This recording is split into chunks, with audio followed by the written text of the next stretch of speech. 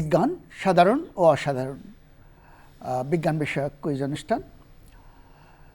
মাধ্যমিক আর উচ্চ মাধ্যমিক শ্রেণীর কয়েকজন ছাত্রছাত্রীর মধ্যে প্রতিযোগিতা। গত অনুষ্ঠানে যারা অপেক্ষাকৃত ভালো করেছিল তাদেরকে এই অনুষ্ঠানে আবার আমন্ত্রণ জানানো হয়েছে, সেই সঙ্গে নতুন কিছু মুখ। সব প্রতিযোগীর সঙ্গে আমরা পরিচিত হই। আমি জারিফ ইশতিয়াক। আমি নাইমুল ইসলাম। আমি বিএম আবিদুল মুমিনিন। আমি মুশফিকা মামো। আমি অভয় সেন পিয়ান। আমি সিনান সাইফি রহমান। আমি রাইয়ান ইবনে মাসুদ আয়ান। আমি আদনান আমিন আদর। আমি মোহাম্মদ সঞ্জিম জামান। আমি মোহাম্মদ রেজওয়ান। আমাদের অনুষ্ঠানে 4টি পর্ব। প্রথম পর্বটি হচ্ছে বিজ্ঞান সবখানে, তার মানে বিজ্ঞানকে আমরা নানান আঙ্গিকে নানান জায়গায় দেখি, সেগুলো নিয়ে প্রশ্ন। এই পর্বে 5টি প্রশ্ন করা হবে, প্রত্যেকটিতে 5 নম্বর থাকবে। সেটি একজন যদি বলতে পারে পুরো 5 নম্বর পাবে, যদি আংশিক একাধিকজন বলে 5 নম্বর ভাগ করে দেওয়া হবে। আমরা প্রথম প্রশ্নে চলে যাই। ন্যানোবট নিয়ে অনেক আশা করা হচ্ছে, সামনে ন্যানোবট দিয়ে হবে। সেই ন্যানোবটটা কি? মোমেনিন। ন্যানোবট হচ্ছে বেসিক্যালি ন্যানোমিটার, এজ নামেই বলা আছে, ন্যানোমিটার সাইজের বট, এবং এগুলো দিয়ে বিভিন্ন শেপ অ্যান্ড জিনিসপত্র তৈরি করা যায়। এছাড়া ন্যানোবট অনেক ছোটো দেখে আমরা ওইটাকে মেডিকেল ফিল্ডেও কাজে লাগাতে পারি। অ্যাজ ন্যানোবটের মাধ্যমে আমরা দেহের ভিতর প্রবেশ করে আমরা ছোটো ছোটো রোগ জীবাণু এইসবকেও মারতে পারবো, অ্যাজ ওটা ন্যানোমিটার সাইজের আর কি। বেসিক্যালি কী করবে? শরীরে প্রবেশ করে রোগ জীবাণু আক্রমণে সহায়তা করবে, অথবা কোনো রোগ জীবাণু তো আমাদের ওষুধে করে, ন্যানোবট কী করবে? এটা তো রবট, বট মানে রবট, কিন্তু মানে আমরা কি কন্ট্রোল করতে পারবো, বেসিক্যালি কন্ট্রোল করতে পারবো। মোমেনিন বলেছে তার সাইজ এবং এটা যে ন্যানো প্রযুক্তির একটা অংশ সেটা বলেছে। আমরা আরেকটু বিস্তারিত যদি জানতে পারি যে এর কাজগুলো কি হবে। ন্যানোবট যেহেতু একটা রোবট, এটাকে আমরা বাইরে থেকে নিয়ন্ত্রণ করতে পারি। যদি আমরা এটাকে ব্লাড স্ট্রিমে প্রবেশ করাই, তাহলে সেটাকে নির্দিষ্ট জায়গায় যেখানে আমরা এটাকে পাঠাতে চাই পাঠাতে পারি। সেটা দিয়ে আমরা ছবি তুলতে পারি, ডায়াগনোসিসে সাহায্য করতে পারে। এটাই ঠিক আছে, আমি আবার দেব। একটা রোবট কি করতে পারে? রেজওয়ান। স্যার, রোবটকে আমরা টার্গেটেড জায়গায় পৌঁছাতে পারবো। যেমন কোনো জায়গায় যদি ক্যান্সার সেল থাকে, সেই জায়গায় আমরা যে ওই ক্যান্সার যে জীবাণুগুলো আছে সেগুলো আমরা ধ্বংস করতে পারবো, এবং বা অন্য কোনো জায়গায় যদি যেতে হয় সেখানে আমরা নির্দিষ্ট জায়গায় ওষুধ প্রেরণ করতে পারবো। বিষয় ঠিক আছে। আমরা প্রথমজন যে প্রথম বলেছিল তাকে 3 নম্বর দেব, বাকি দুজনকে 1-1 করে আমরা দেব। আসলে এটা একটা রোবট, ন্যানোবট কিন্তু একটা যন্ত্র, ছুরি কাঁচি নিয়ে যত কিছু, একটা চাকার মতো সব কিছু আমাদের রক্তনালীর মধ্য দিয়ে শরীরের যে কোনো, এমনকি মস্তিষ্কেও আমরা পৌঁছাতে পারি। সেখানে সে অপারেশন করতে পারবে রীতিমতো, মানে কিছু কেটে বাদ দিয়ে। যে ক্যান্সারের কথা বলা হয়েছে, ক্যান্সার আসলে জীবাণু না, কিন্তু সেটা কাটার একটা সুবিধা। একটা রক্তনালী বন্ধ হয়ে গেছে, আমরা ওটা ওপেন করে দিতে পারবো, তারপর ওষুধ পৌঁছায় দিতে পারবো, ওষুধ ধীরে ধীরে রিলিজ করতে পারবো, যা যা ভিতরে করতে চাই, মেকানিক্যাল কাজ যত একটা পুরো যন্ত্রকে আমরা ওখানে। এখনও অনেক জিনিস আমরা দিই, যেমন ছোট ক্যামেরা দিয়ে দিই বা এরকম ছোট কিছু কিছু জিনিস আমরা দিয়ে দিই, কিন্তু এটা হবে আরও অনেক বেশি কাজ করার। এটা কিছুটা স্কেলে অলরেডি হয়েছে, খুব সাধারণ স্কেলে, তবে সামনে যেটা আশা করা হচ্ছে সেটা অনেক বেশি। তো আমরা নম্বরটা ভাগ করে দিলাম। এর পরের প্রশ্নে চলে যাচ্ছি। বেড়াল যত উপর থেকেই পড়ুক না কেন, নিজে পড়ে যেতে পারে, নিজে লাফ দিতে পারে, কিন্তু সবসময় পায়ের উপর পড়ে, এটা কেন? নাইমুল। স্যার, বেসিক্যালি যে বিড়ালের পায়ে যে এক ধরনের বিশেষ ব্যবস্থা থাকে, যার ফলে যে বিড়াল যখনই বিড়াল যখন গাছে ওঠে তখনই দেখা যায় যে বিড়ালটা পড়ে যাচ্ছে না গাছ থেকে। ঠিক একই কারণে যে যখন বিড়াল উপর থেকে পড়ে তখন সে পায়ের উপরই পড়ে। এটা একটা ব্যবস্থা থাকে বললে তো হলো না, একটা ডিটেইলস আমরা জানতে চাই। বেসিক্যালি বিড়ালের ভর কেন্দ্রটা আর কি তার বডির ওই জায়গাটাতে, যার জন্য প্রত্যেকবার আমরা যদি উল্টা করেও ফেলে দিই, সে তার ভর কেন্দ্রের জন্য ঘুরে পায়ের উপরেই পড়ে, মানে আর কি ওইটা পায়ের সাইডে বেশি। এর জন্য আর কি ও আর কি প্রত্যেকবার কোনো উঁচু জায়গা থেকে পড়লেও পায়ের উপরেই পড়ে। আমি মোমেনিনকে নম্বর দিচ্ছি, 3 নম্বর। পুরা ব্যাপারটা হয়নি। বিড়ালের আসলে একটা রিফ্লেক্স, যেটা তার অন্তর্কর্ণের মধ্যে একটা ব্যবস্থা থাকে, সে উপর কি নিচে কি সেটা বুঝতে পারে, মানে যে কোনো অবস্থাতেই উপর এবং নিচটাকে আলাদা করতে পারে। এই রিফ্লেক্সের কারণে সে কিন্তু ঘুরে, এবং তার মেরুদণ্ডটা খুব ফ্লেক্সিবল, মেরুদণ্ডটা বাঁকিয়ে এসে উল্টে পাল্টে যেতে পারে। তো এই দুটো জিনিস মিলে সে সবসময় পায়ের উপর থাকে, কারণ নিচটা সে সবসময় নিচের দিকে থাকে, এবং সেটা ভর কেন্দ্রের ব্যাপারটা আছে। সেজন্যই আমরা মোমেনিনকে 3 নম্বর দিচ্ছি, কিন্তু এর বেশি নয়। তো আমরা পরের প্রশ্নে চলে যাই। পুরা উদ্ভিদ জগৎটা বলতে গেলে পুরা জীবজগতেই নির্ভর করে সালোক সংশ্লেষণের উপর। তো আমার প্রশ্নটা হলো, সালোক সংশ্লেষণের থেকে একাধিক উপকার আমরা পাই, সে এক উপকারগুলো কি আর জিনিসটাও বাকি সিনান? উদ্ভিদ হচ্ছে কার্বন ডাইঅক্সাইড এবং কার্বন ডাইঅক্সাইডের সাথে গ্লুকোজ ব্যবহার করে হচ্ছে উৎপন্ন করে অক্সিজেন, এবং অক্সিজেনটা আমাদের লাগে। আমরা হচ্ছে রেসপিরেশন প্রক্রিয়া অক্সিজেন ব্যবহার করে গ্লুকোজের অক্সিডেশনের মাধ্যমে শক্তি পাই। এটা হচ্ছে প্রধান যে উপকারটা, মানে পুরো পৃথিবীর পুরো জীবজগতই আসলে এই অক্সিজেনের উপর, সব অ্যানিমেলই যারা নিজেদের খাদ্য নিজে উৎপাদন করতে পারে তারা এই অক্সিজেনের উপর নির্ভরশীল রেসপিরেশনের জন্য। এবং দ্বিতীয় যে উপকারটা সেটা হচ্ছে যে উদ্ভিদ থেকে তো শুধু অক্সিজেন না, আমরা উদ্ভিজ্জ যেসব খাদ্য আছে যেমন স্টার্চ ইত্যাদি, এবং উদ্ভিদ থেকে যে সেলুলোজ, সেই সেলুলোজ থেকে আলটিমেটলি কাগজ এবং কটন ইত্যাদি তৈরি হয়, সেগুলো এই ধরনের দ্রব্যগুলো আসলে ফটোসিনথেসিস প্রক্রিয়ারই একটা বাই প্রোডাক্ট। সুতরাং আমরা এই দুই উপায় হচ্ছে সালোক সংশ্লেষণের উপর নির্ভরশীল। ঠিক আছে, সিনান পুরো নম্বর পাবে এবং সবগুলো উপকার, বিশেষ করে ক্লাইমেট চেঞ্জের দিনে আমরা ওই কথাটা মনে রাখছি, এটা কার্বন অ্যাবজর্ব করে, কার্বন ডাইঅক্সাইডটা নিয়ে নেয়, বাতাস থেকে নিয়ে নিচ্ছে, এটা একটা বিরাট উপকার। বাকিগুলো তো আছেই, খাদ্য ইত্যাদি। আমরা পরের প্রশ্নে চলে যাই, যে এই যে জিন প্রযুক্তির দিনে ক্রিসপার বেবি এখন বিখ্যাত বলতে পারো, কুখ্যাত বলতে পারো, ক্রিসপার বেবি। এই ক্রিসপার বেবি জিনিসটা কি? জারিফ। ক্রিসপার বেবি মেইনলি আমরা যেটা বুঝি যে জেনেটিক্যালি ইঞ্জিনিয়ার করে আমরা হচ্ছে নতুন ধরনের নির্দিষ্ট বৈশিষ্ট্য অনুযায়ী আমরা যখন একটা মানুষের ডিএনএর প্রকরণ ঘটাবো, সেক্ষেত্রে আমরা যে কোনো বৈশিষ্ট্য অনুযায়ী একটা বেবিকে আমরা প্রস্তুত করতে পারি।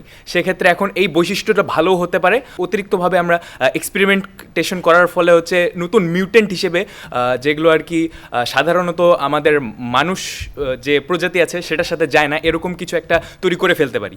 তো জারিফকে আমি এখানে থামাবো। এটার একটা ইতিহাস আছে, ক্রিসপার বেবি আসলে করা হয়েছে এবং সমালোচিত হয়েছে, সেটা আমি জানতে চাচ্ছি। বেসিক্যালি ক্রিসপার বেবি বলতে বোঝানো হচ্ছে যে ক্রিসপার পদ্ধতিতে জিন এডিটিং করার মাধ্যমে আমাদের হিস্টোরি, মানে রিসেন্ট টাইমসে একটা বেবি তৈরি করা হয়েছে। বেসিক্যালি বেবিটার সমস্যা ছিল যে ওর অ্যাকচুয়ালি লিভার আর কিডনি ছিল, ওগুলো আর কি নাইট্রোজেন সংশ্লেষ করতে পারতেছিল না। অ্যাজ এ রেজাল্ট ক্ষতিকর অ্যামোনিয়া বর্জ্য ওইসব ওর ব্রেনে চলে যাচ্ছিলো, এবং এটা বেসিক্যালি একটা জিনের ফল্টের জন্য হয়েছিল। সো ওরা ক্রিসপার এডিটিংয়ের মাধ্যমে সেই ফল্টি জিনটা বের করে একটা হেলদি জিন ওখানে অ্যাড করতে পেরেছে, এবং এর জন্য এখন বেবিটা আর কি অ্যালাইভ আছে। সমালোচনা কেন? সমালোচনা হচ্ছে কি, এটা আর কি হচ্ছে এখনও যে অ্যাপ্রুভাল পেয়েছে এরকম না যে একদম 100% সেফ। অ্যাজ এফডিএ এটা আর কি ইমার্জেন্সি রিজনসে অ্যাপ্রুভাল দিয়েছে, মানে আমরা অ্যাকচুয়ালি জানি না যেটা কতটুকু সেফ বাকি। ঠিক আছে, আমি মোমেনিনের উত্তরটা অনেকটা নিচ্ছি, এটা অর্ধেক উত্তর আসলে। মোমেনিন 3 নম্বর পাবে এটার জন্যে। ক্রিসপার বেবি আসলে এটা হয়েছে যেটা ও বলল, যে একটা সত্যিকার বেবির প্রাণ রক্ষা করেছে, যে তার এমন একটা রোগ ছিল যেটা জেনেটিক প্রযুক্তি ছাড়া সম্ভব ছিল না, কাজে এটাতে বলার কিছু নেই, তার প্রাণ রক্ষার জন্য এটা দরকার ছিল। কিন্তু অরিজিনালি ক্রিসপার বেবির কথাটা এসছে অন্য জিনিস থেকে। একজন চাইনিজ সায়েন্টিস্ট দাবি করেছিল বেশ কয়েক বছর আগে যে উনি একটা ক্রিসপার বেবি, একটা না, এক যমজ মেয়ে, তাদের ভ্রূণের মধ্যেই জিন প্রযুক্তি করে ক্রিসপার যে এডিটিং করে ইচ্ছে করে দিয়েছিলেন তাদেরকে, তাদের HIV AIDS-এর প্রতিরোধ যেন থাকে, HIV AIDS-টা তাদেরকে আর আক্রমণ করবে না, এটা একটা উপকার তাদের করবে। কিন্তু এটা উনি ঘোষণা দেওয়ার পর সাংঘাতিকভাবে সমালোচিত হয়েছে, যে বেবির উপর এরকম এডিটিং করা, তাও কোনো বিশেষ কারণে নয়, যে একটা প্রতিরোধ দেওয়ার জন্য, এটা উনি সমালোচিত হয়েছিল। এবং ওনাকে চীনা গভর্নমেন্ট শাস্তিও দিয়েছিলেন, 3 বছরের কারাদণ্ড ওনার হয়েছে। ওনার নাম ছিল জিয়াংকুই। ওনার সেই বেবিরা, একজনের নাম নানা, একজনের নাম লুলু, তারা এমব্রায়ো অবস্থায় দিয়েছিল, তারা যমজ বোন, এবং তারা বড় হয়েছে। তো কিন্তু সমালোচনাটা হয়েছে, কিন্তু পরবর্তীকালে জীবন রক্ষার্থেও করেছে, ওদেরকেও ক্রিসপার বেবি বলা হয়, কিন্তু অরিজিনাল ক্রিসপার বেবি হলো সেই যমজ বোনরা। তো আমরা 3 নম্বর মোমেন্ট পাবে এটার জন্য। পরের প্রশ্নে চলে যাচ্ছি। ব্ল্যাক হোলের ইভেন্ট হরাইজন বলে একটা জিনিস বলা হয়। ব্ল্যাক হোলের ইভেন্ট একটা শব্দ, হরাইজন একটা শব্দ।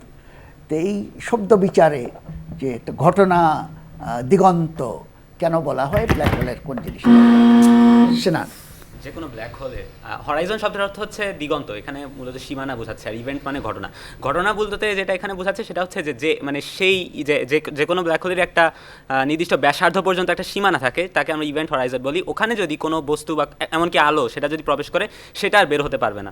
এবং ওটার বাইরে যদি মানে কোনো বস্তু থাকে, তাহলে এটা একটা নির্দিষ্ট সময় পর্যন্ত হচ্ছে সেটা ব্ল্যাক হোলের প্রভাবের বাইরে থাকবে। এটাই মূলত ইভেন্ট হরাইজন। মূল কথাটা ঠিক যে এটা একটা সীমানা, ভেতরেরগুলো সব ব্ল্যাক হোলে পড়ে যাবে, ব্ল্যাক হোলের অবজর্ব করে ফেলবে, গিলে ফেলবে। কিন্তু আমি এখনও সেটা জিজ্ঞেস করতে চাই যে ইভেন্ট বলতে এখানে কি বোঝাচ্ছে এবং দিগন্ত বা হরাইজন বলতে কি বোঝাচ্ছে? অভয়। স্যার, এখানে ইভেন্ট হরাইজন বলতে মূলত বোঝাচ্ছে যে ইভেন্টটার কথা বলা হচ্ছে, যে কোনো বস্তুকে আমরা যদি বাইরে থেকে অবজার্ভ করি যে কোনো বস্তু ব্ল্যাক হোলের মধ্যে পড়ে যাচ্ছে, তো আমরা দেখতে পাবো ব্ল্যাক হোলের কাছে যেতে যেতে যেতে যেতে বস্তুটা একেবারে এক সময় দেখা যাবে যে বস্তুটা হঠাৎ করে আর কি আলোটা কমতে কমতে কমতে কমতে আর কি আমরা ওটাকে ডিমিনিশ হয়ে যেতে দেখবো, কিন্তু একেবারে যে ব্ল্যাক হোলের মধ্যে পড়ে গেল এই ঘটনাটা আমরা দেখতে পারবো না। না, আমি এই অভয়ের এই ব্যাখ্যা মানতে পারছি না। আসলে সিনানকেই নম্বর দেব এবং সিনান 5 নম্বরেই পাবে। কিন্তু আমি জানতে চেয়েছিলাম যে আসলে ইভেন্ট কথাটার একটা সায়েন্টিফিক মানে আছে। আইনস্টাইনের তত্ত্ব অনুযায়ী যে জেনারেল থিওরি অফ রিলেটিভিটি, যে শুধু জেনারেল থিওরি না, স্পেশাল থিওরি অফ রিলেটিভিটিতে স্পেস আর টাইম, স্থান এবং কাল দুটা মিশে গেছে, দুটা একই জিনিস। কাজেই একসঙ্গে এটাকে বলা হয় স্পেস টাইম। তো আমরা স্থানে একটা জিনিসের পজিশন বলি, এটা পজিশন বলি, কিন্তু স্পেস টাইমে তো শুধু পজিশন না, এটা তো স্পেস টাইমে ওটাকে বলে ইভেন্ট। ওই পয়েন্টটা হলো একটা ইভেন্ট। তো কাজেই এই ইভেন্টগুলো আমরা মানে স্পেস টাইমের কোন জায়গায় আছে সেটা। আর দিগন্ত হলো যদ্দূর পর্যন্ত আমরা দেখি, আমাদের দিগন্তেও আমরা যে হরাইজন, পৃথিবীর যে হরাইজন আছে, তারপরে আর আমরা দেখি না, ওখানে মিশে যায়। তো কাজেই এখানে যেটা সিনান বলেছে যে এটাই সেই দেখার সীমানাটা। আমরা আমাদের প্রথম পর্বটা শেষই করে ফেলেছি, আমরা দ্বিতীয় পর্বে চলে যাচ্ছি, যেটা ইতিহাসের পর্ব। ইতিহাস থেকে আমরা এক একটা ঘটনা, এক একটা গল্প যারা একটা আবিষ্কারের সাথে জড়িত বা এরকম কিছু, পুরো জিনিসটা বুঝিয়ে বলতে হবে। এখানেও 5টা প্রশ্ন থাকবে, প্রত্যেক প্রশ্নে 5 নম্বর করে। প্রথম আধুনিক চিকিৎসার যে আলামতগুলো, আধুনিক চিকিৎসা যে বুঝতে পারি যে এটা আধুনিক, এই জিনিসটা আমাদের ইতিহাস ঘেঁটে আমরা দেখি সর্বপ্রথম একজন গ্রিক দার্শনিক থেকে এসেছিলেন, হিপোক্রেটাস। এটা খ্রিস্টপূর্ব 460 বছর আগের মানুষ উনি, প্রায় 460 বছর আগের বইপত্র উনি লিখেছেন। ওনার বই থেকেই আমরা দেখতে পাচ্ছি যে ওনাকে আমরা বলতে পারি যে আধুনিক চিকিৎসাবিদ্যার জনক। কেন বলি এটা? রিজওয়ান। স্যার, হিপোক্রেটাস প্রথম একটি তত্ত্ব প্রদান করে যে আগে মনে করা হতো যে রোগ একটা ঐশ্বরিক বিষয়, এটা ঈশ্বর প্রদত্ত একটা জিনিস, কিন্তু তিনি প্রমাণ করেন যে না, এটি শারীরিক বা বাহ্যিক কোনো কারণে মানুষের রোগ হয়। তিনি এরপর মানুষের চিকিৎসার জন্য বিভিন্ন স্বাস্থ্যবিধি দান করেন। তার একটি বিখ্যাত তত্ত্ব আছে 4 হিউমার্স, যেখানে রক্ত, হলুদ পিত্ত, কালো পিত্ত এবং শ্লেষা সম্পর্কে বলা হয়েছে। আবার রোগের চিকিৎসার নৈতিকতা সম্পর্কেও বলা হয়েছে, যেখানে যে যখন আমরা রোগী চিকিৎসা করব তখন তার গোপনীয়তা যেন ঠিক থাকে বা তাকে মানে সঠিকভাবে যেন কেয়ার করা হয়, এই বিষয়গুলো তিনি বলতে চেয়েছেন। তার এই বইয়েতে এই সবগুলো বিষয় ব্যাখ্যা করা হয়েছিল বলেই তাকে বলা হয় যে আধুনিক চিকিৎসাবিদ। রিজন চমৎকার বলেছে। আমি রিজনকে পুরো নাম্বারই দেব যে এটা ঐশ্বরিক ব্যাপার নয়, এটা তার লক্ষণ দেখে, এবং লক্ষণগুলোও তিনি বলেছেন। রিজন অবশ্য সেই লক্ষণগুলোর উদাহরণ দেয়, যেমন জ্বর, টেম্পারেচার দেখে, নাড়ি দেখে বোঝা। এবং যে রিজন ঠিকই বলেছে, হিউমার থিওরি বলে একটা থিওরি দিয়েছিলেন, যেখানে 4টা রস, 4টা লিকুইড, যেটা পিত্ত, তারপর রক্ত, কফ ইত্যাদি উনি দিয়েছে। এবং নৈতিকতার বিষয়ে যেটাকে আজও আমাদের মেডিকেল স্টুডেন্টরা হিপোক্রেটিসের শপথ নেয়। রিজওয়ান 5 নম্বর পাবে এটার জন্যে। আমরা পরের প্রশ্নে যাই, ইতিহাসের প্রশ্ন। ডারউইন তার কর্মজীবন শুরুই করেছিলেন একটা জাহাজে চাকরি নিয়ে, যেটা একজন প্রযুক্তিবিদে খুব তরুণ বয়সে সারা দুনিয়া ঘুরেছেন পালতোলা জাহাজে, এবং এভাবেই উনি একটা দ্বীপপুঞ্জে গিয়েছিলেন, গ্যালাপাগোস। এবং সেখান থেকে তিনি কিছু আইডিয়া পরে অনেক দিন পরে উনি বের করেছিলেন দ্বীপপুঞ্জের চড়ুই বিষয়ে। এবং চড়ুই দেখে উনি কি বুঝলেন এটা মোমেন্ট। বেসিক্যালি গ্যালাপাগোস দ্বীপপুঞ্জের যে চড়ুইগুলো ছিল ওগুলো আর কি কনভেনশনাল ইউরোপ বা ওখানকার চড়ুই থেকে ডিফারেন্ট ছিল দেখতে, অ্যান্ড বৈশিষ্ট্যগতভাবেও তাদের মধ্যে পার্থক্য ছিল। সো ওনার প্রথম মাথায় আসলো যে কেন এইগুলোর মধ্যে এই পার্থক্যটা আছে, এবং ওইখান থেকে উনি একটা জিনিস রিয়েলাইজ করেন যে অ্যানিমেলস যত আছে ওরা নিজেরা বেঁচে থাকার জন্য নিজেদেরকে আর কি খাপ খাওয়ায়। সো যখন ওরা ওই আইল্যান্ডের মতো সিচুয়েশনে গেছে তখন সেটা যদি চড়ুই দিয়ে বলিতে কিভাবে হবে? চড়ুই আর কি ইউজুয়ালি শহরের এলাকায় থাকে এবং এখানে হচ্ছে বিভিন্ন জায়গায় বিভিন্ন মানুষের থেকে খাদ্য পায়। ওরা হয়তো ওইখানে গিয়ে একটু হান্টিং এবিলিটিস ডেভেলপ আমি আরো একটু স্পেসিফিক্যালি জানতে চাই চড়ুই কিভাবে এই আইডিয়াটা দিল সেনা। উনি যে চড়ুই পাখিগুলোকে দেখেছিলেন সেগুলোর বিক উনি মানে ঠোঁট বা বিকের দিকে তাকিয়ে দেখেছিলেন যে এগুলো হচ্ছে মানে যেহেতু দ্বীপ এর একটা এলাকা, সেখানে হচ্ছে মানে একেবারে পানি থেকে মাছ তুলে নেওয়ার মতো লম্বা, এবং মানে উনি দেখিয়েছিলেন যে সিচুয়েশনের বেসিসে অ্যাডাপ্ট করেছিল পাখিগুলো নিজেকে সময় দিয়ে, এবং এভাবে হচ্ছে উনি বলেছিলেন যে প্রত্যেক অর্গানিজমই হচ্ছে নিজেদের অবস্থা অনুযায়ী খাপ খাওয়াতে পারে, নিজেদের ক্যারেক্টার চেঞ্জ হয় সময় বিবর্তন। উত্তর সঠিকভাবে ভাগ করেই দেব, কারণ দুজনেই আছে। সিনান কিছুটা স্পেসিফিক্যালি বলেছে, আমরা সিনানকে 3 নম্বর এবং মোমেনকে 2 নম্বর দেব। কিন্তু এখানে আসল ব্যাপারটা আর একটু সঠিকভাবে বলতে গেলে এটা ঠোঁটের ব্যাপার এবং খাবারের ব্যাপার। খাবারগুলো প্রধানত পানির থেকে নয়, এটা দ্বীপের ব্যাপার। খাবার যেখানে শক্ত বাদাম, শুধু শক্ত বাদাম আছে, দেখা যাচ্ছে যে সেখানে ঠোঁটটা মোটা শক্ত, বাদামটা ভাঙার মতো। তার মানে অন্যরা টিকতে পারে নাই, অন্যরা ছিল কিন্তু এই বাদাম না খেতে পেরে তারা মরে গেছে, কাজেই এরাই খাপ খাওয়াইতে পেরেছে। আরেকটাতে গিয়ে দেখা গেল একবারে স্ট্রর মতো লম্বা। এটা আপনার সৌভাগ্য যে উনি আইডিয়াটা ওখান থেকে পেয়ে গেছেন। তো আমরা নম্বরটা ভাগ করে দিলাম। পরের প্রশ্নে চলে যাই। আজারবাইজানে, যেটা আমাদের ইউরোপ আর এশিয়ার মাঝামাঝি জায়গায়, আজারবাইজানে প্রত্নতত্ত্ববিদরা একজন মহিলা ফসিল ৯,৪০০ বছরের মতো, ৯,৫০০ বছর পুরনো একটা কঙ্কাল, মহিলার কঙ্কাল, তার মাথায় একটা ছিদ্র আছে এবং ছিদ্রটা বেশ আকারটা বেশ রেগুলার আকার। ছিদ্রটা মনে হয় যে কেউ ইচ্ছে করে করেছে, এমনি অ্যাক্সিডেন্টালি হয়নি। সেটাকে বন্ধ করা আছে পশুর হাড় দিয়ে, এবং তার যে কিনারা, সেই কিনারায় নতুন হাড় গজাবার রিং আছে। এইগুলো কি বলে দিচ্ছে আমাদেরকে? স্যার এটা বেসিক্যালি বলছে যে অনেক হাজার বছর আগেও আমাদের হিউম্যান স্পিসিসরা সার্জিক্যাল টেকনোলজি ডেভেলপ করেছিল। এটা সবচেয়ে প্রিমিটিভ সার্জিক্যাল টেকনোলজিস এবং তার প্র্যাকটিসের মধ্যে একটা। Very good. Brain surgery, almost brain surgery তারা করেছিল। ব্রেন সার্জারিকে আমরা মনে করি সব সার্জারির মধ্যে কঠিন একটা কাজ, কিন্তু ৯,৫০০ বছর আগে এই আজারবাইজানে, কারণ এত রেগুলার জিনিস, মানে রেগুলার ছিদ্র, এটা ইচ্ছে করে ছিদ্রটা রেগুলার করে নিয়েছে যাতে এটাকে ইয়ে করা যায়, বন্ধ করা যায়, এবং সেখানে হাড়, পশুর হাড় নিয়ে দেওয়া হয়। কিন্তু তাতেও মহিলার এটা সাকসেসফুল বলা যেত না। আমরা কিভাবে বলছি যে এটা সাকসেসফুল? স্যার এখান থেকে আপনি বলেছিলেন যে নতুন হাড়ের সেল গজিয়েছে। স্যার এখানে যেভাবে সেটা ফিট করা হয়েছে এবং এটাকে অ্যালাউ করা হয়েছে যেন এখানে আরও নতুন সেল গজাতে পারে, এই জন্য আমরা এক্স্যাক্টলি এই যে নতুন হাড় গজানো, তার মানে অপারেশনের পরে মহিলা বেঁচে ছিল, বেঁচে না থাকলে কিন্তু হাড় গজাতো না। এবং কি পরিমাণ হাড় গজিয়েছে, 3টা রিং পেয়েছে, অ্যাটলিস্ট 3 বছর বেঁচে ছিল অপারেশনের পরে, তার মানে সাকসেসফুল অপারেশন। তো 5 নম্বর পাবে সঞ্জীব। আমাদের 20th সেঞ্চুরির 1911 ব্রিটেনের লর্ড রাদারফোর্ড সায়েন্টিস্ট, উনি সোনাকে পিটিয়ে একটা পাতলা সোনার পর্দা, একটা পাতলা সোনাকে পিটিয়ে কিন্তু খুব পাতলা করা যায়। এমনকি আমার পুরো বইটা বাইন্ডিং করে দিলেও আমার খুব বেশি খরচ হবে না, কিন্তু সোনা দিয়ে বাইন্ডিং করব। এত পাতলা যে ওই সোনার তেমন কোনো দাম নেই। তো এরকম একটা পাতলা পর্দা দিয়ে উনি একটা বিখ্যাত এক্সপেরিমেন্ট করেছিলেন। সেটা কি রিজওয়ান বলতে চাই? স্যার এটা রাদারফোর্ডের পরমাণু মডেল। রাদারফোর্ড দেখিয়েছিলেন যে পরমাণুর কেন্দ্রে নিউক্লিয়াস আছে, এবং এই নিউক্লিয়াসে তিনি যে পরীক্ষাটা করেছিলেন সোনার, তিনি আলফা কণা সোনার ওই দিকে তিনি ছড়িয়ে দিয়েছিলেন, এবং যেহেতু নিউক্লিয়াস পজিটিভ চার্জ বিশিষ্ট, অন্য সব কণা ভেদ করে চলে আসছিল, কারণ পরমাণুর ভিতরে বেশিরভাগ জায়গায় ফাঁকা, কিন্তু যে জায়গাটায় নিউক্লিয়াস ছিল এটা পজিটিভ চার্জ, ওই আলফা কণাকে সে বিক্ষিপ্ত করে দিচ্ছিল। ওইখানে তিনি ডট দেখতে পান।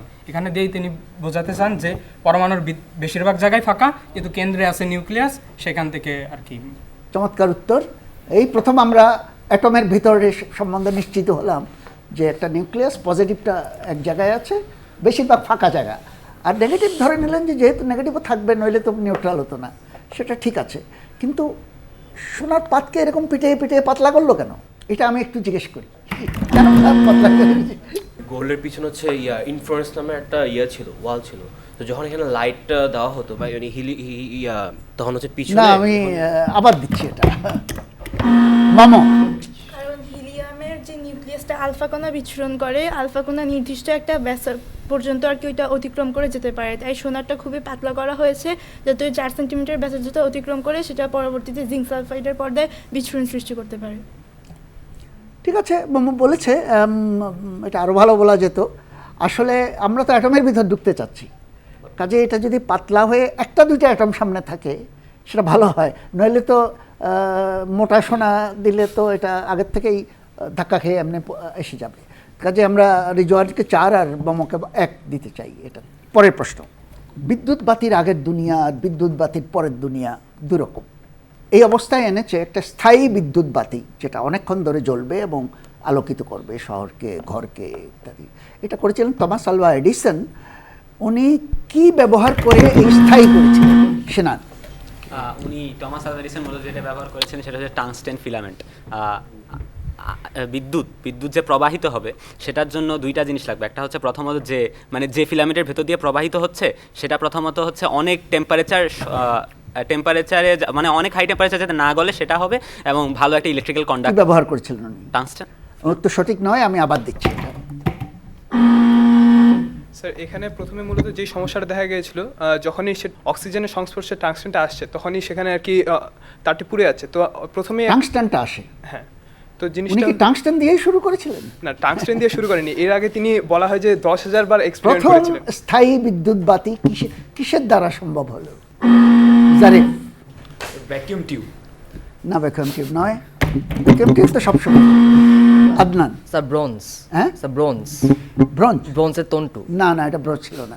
আবার দিচ্ছি, দেখি মামা। কপার। হ্যাঁ, কপার? না, কাউকে দিতে পারলাম না নম্বর। শুনলে অবাক হবে, উনি নানান কিছু চেষ্টা করে, সুতার চেষ্টা করেছেন, ওটা টিকাইতে পারেন নাই। মানে বেশি পরিবাহী হলে তো এটা রেজিস্ট্যান্স হবে না, জ্বলবে না, খুব হাই রেজিস্ট্যান্স জিনিস লাগবে। সেই সময় টাংস্টেন ইত্যাদি তো প্রসেস করার এটা অনেক আগের কথা, 19th সেঞ্চুরির একবারে শেষের দিকে। তো যেটাতে উনি সাকসেসফুল হলেন সেটা হলো বাঁশের কঞ্চি। বাঁশের থেকে চিকন করে আঁশ নিয়ে, সরাসরি না, এটাকে অঙ্গার করা হলো, কার্বনাইজ করা হলো। তার মানে আমরা যে কাঠ পোড়ায় যেমন কাঠ কয়লা করি, এটা কয়লা বানিয়ে ফেললো। কয়লা করা সেটা 1200 ঘন্টা এক নাগাড়ে উনি এটাকে জ্বালাতে পেরেছিলেন। সেই সময় 1 ঘন্টা 2 ঘন্টায় জ্বলে যেত, কারণ ভ্যাকুয়াম করতো, কিন্তু সেই ভ্যাকুয়াম এত ভালো ছিল না, আর কিছু না কিছু অক্সিজেন থেকে যেত, ওটা জ্বলে যেত। কিন্তু বাঁশের এটা অনেক, এবং তারপরে অবশ্য আরও অনেক উন্নয়ন হয়েছে। পরে তো টাংস্টেন বা টাংস্টেনের মতো অন্যান্য জিনিস এসছে। তো ঠিক আছে, আমরা এটা বোধহয় নাম্বার কাউকে দিতে পারলাম না। আমরা পরের পর্বে চলে যাই, যেটা ভবিষ্যতের পর্ব। আমাদের পর্বের নামই হলো 2025 থেকে 2035। এটাতে আমাদের 2টা মাত্র প্রশ্ন থাকবে, 2টা দৃশ্যপট দেব, প্রত্যেকটাতে 10 করে, কারণ বিস্তারিত বলতে হবে যে সামনে কিভাবে আমরা যাব। প্রথম যে দৃশ্যপটটা বা যে সম্ভাবনাটার কথা বলবো সেটা এখন শুরু হয়ে গেছে। যেটা শুরু হয় নাই সেটা তো সামনেও আসবে না, যেটার অলরেডি বীজ আছে সেখান থেকেই আসবে।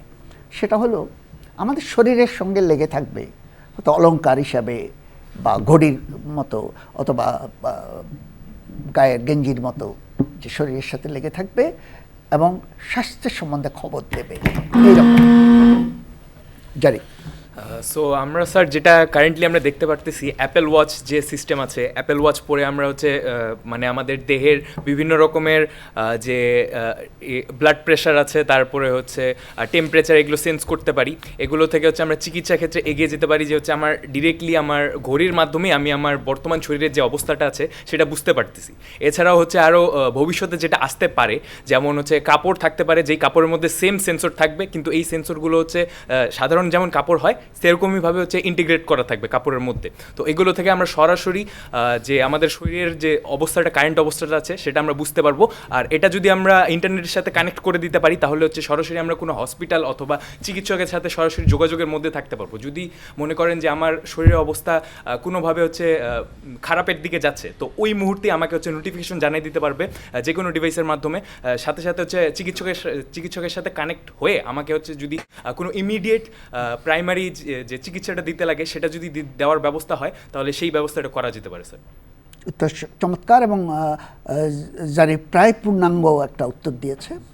আজকেও আমরা যেটা জারিফ নিজেও বলেছে, কিছু কিছু জিনিস যেমন আমাদের প্রেশার, হার্টের অবস্থাটা কিছুটা আঁচ করতে পারি, এবং কিছু কিছু জিনিস আছে যেটা শ্বাস প্রশ্বাসের অবস্থা দেখেও আমরা খুব বেশি কিছু পারি না। কিন্তু সামনে যেটা আসছে দুইটা জিনিস যেটা জারিফও বলেছে, আমাদের সেন্সার, বিভিন্ন রকমের সেন্সার, যে গেঞ্জির মধ্যে সেন্সারগুলো, আরও অনেক সূক্ষ্মভাবে অনেক জিনিস জানা যাবে যেটা এখন আমরা পারছি না, যেমন ভাইরাসের প্রেজেন্স, ব্যাকটেরিয়ার প্রেজেন্স, এগুলো আমরা জানতে পারবো। এবং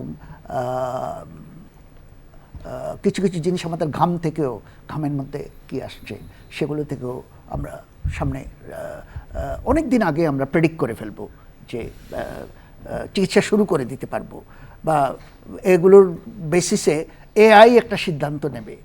এটা এআই কানেক্টেড থাকবে, যে সিদ্ধান্ত নেবে যে এটা কি সিরিয়াসলি নেব না আসলে এটা ভুল একটা জিনিস। এটা হবে, এবং এআই এবং বায়োসেন্সার এই দুটাই হলো কিওয়ার্ড এখানে, যেটা 2035-এর মধ্যে গিয়ে আমরা কিন্তু একটা পূর্ণাঙ্গ মনিটরড মানুষ হিসাবে চলাফেরা করতে পারবো বলে আশা করা হচ্ছে। আমরা 10 নম্বর জারিফকে এটার জন্য দেব। পরের যে সিনারিও বা বৈশিষ্ট্য সেটা হলো স্মার্ট নগর। পুরো নগরটা স্মার্ট হবে। অভয়। স্মার্ট নগর বলতে আমরা যেটা মূলত বুঝি যে শহরের প্রায় প্রত্যেকটা ব্যবস্থাপনায় আমাদের ডিজিটাল ডিভাইস থাকবে। যেমন বর্তমানে আমাদের যে ট্রাফিক যে ব্যবস্থাপনাটা আছে, সেটা অনেকটা আর কি পুরোপুরি অটোমেটেড হয়নি, কিন্তু ভবিষ্যতে দেখা যাবে যে এআই ইন্টেলিজেন্স আর কি, এআইয়ের মাধ্যমে আমরা এমন ব্যবস্থা গড়ে তুলতে পারবো যে শহরের কোথায় কোন ব্যবস্থা আছে, জিপিএসের মাধ্যমে গাড়িগুলো কোথায় আছে, কোন জায়গায় জ্যাম বেশি সেটা আমরা নির্ণয় করতে পারবো, সেই অনুযায়ী ট্রাফিক লাইট দিবে। এটি গেল ট্রাফিকের বিষয়টা। এছাড়াও আমাদের শহরের বর্তমানে আর কি বর্জ্য ব্যবস্থাপনাটা আছে, সেটা আর কি সম্পূর্ণ আর কি মানুষদের দ্বারা পরিচালিত। মানুষ যায়, বাড়ি বাড়ি যায়, নোংরা এগুলো নিয়ে আসে, তারপর নিষ্কাশনে সেগুলো দেয়। এখন আমরা অটোমেটেড কার আছে, তো আমাদের আর কি ভবিষ্যতে দেখা যাবে যে অটোমেটেড কারগুলো বাড়িতে একটি নির্দিষ্ট সপ্তাহের একটি নির্দিষ্ট দিনে যাচ্ছে, সেখান থেকে বর্জ্য নিষ্কাশন কেন্দ্রে যাচ্ছে, এরকম বিভিন্ন বিষয় আমরা দেখতে পাবো। এছাড়াও স্মার্ট সিটিতে আমাদের মূল যেই একটি প্রধান বিষয় যেটি হবে সেটি হবে রিনিউয়েবল এনার্জি। রিনিউয়েবল এনার্জির দিকে আমরা ভবিষ্যতে বেশি ধাবিত হব। বর্তমানে সোলার এনার্জি অনেক উন্নতি হচ্ছে, আমরা সোলার প্যানেলের অনেক উন্নতি ঘটাচ্ছি। স্মার্ট সিটিতে দেখা যাবে যে এই সোলার এনার্জি দিয়েই অধিকাংশ আমাদের এনার্জির আর কি ব্যবস্থাপনা আমরা করতে পারছি, জীবাশ্ম জ্বালানি ব্যবহার কমে আসছে। এভাবে মূলত আর কি ভবিষ্যতে দেখা যাবে। সঠিক, এবং সঠিক না তার কল্পনাগুলো সঠিক, এবং আমাদের সমস্যাগুলোর কে সুন্দরভাবে এনে যে আমরা কীভাবে সমাধানের দিকে যাব। আমি শুধু একবার সুযোগ দেব যে মানে এগুলোর ব্যাপার না, এটা তো প্রায় বলাই হয়ে গেছে, কিন্তু তার মধ্যে একটা বেসিক্যালি একটা কোঅর্ডিনেশনটা কীভাবে, একটা কোঅর্ডিনেটেড শহর হিসাবে কীভাবে চলবে মোমেন্ট এআইয়ের মাধ্যমে।